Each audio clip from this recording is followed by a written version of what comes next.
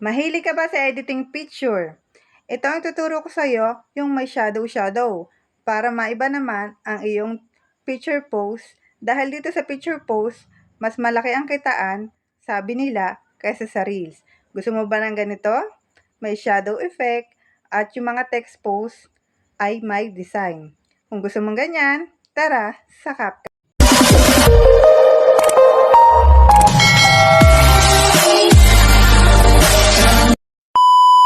Sa CapCut, pindutin lang natin yung automatic remove background. Then, ayan na.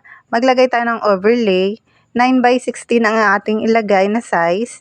Then, mamili ka ng iyong background sa image. Yan. Napili ko yung red. Then, adjust ka na lang sa shadow na gusto mo.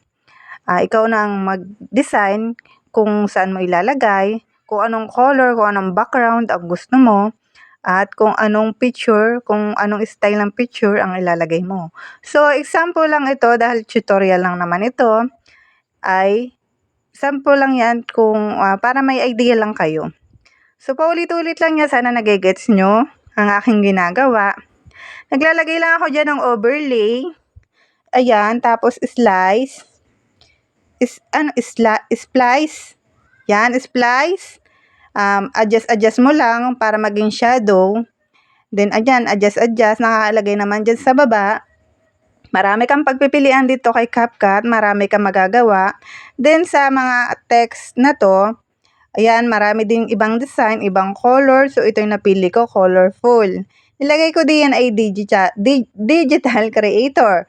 So, depende sa inyo kung gusto nyo quotes or maganda follower.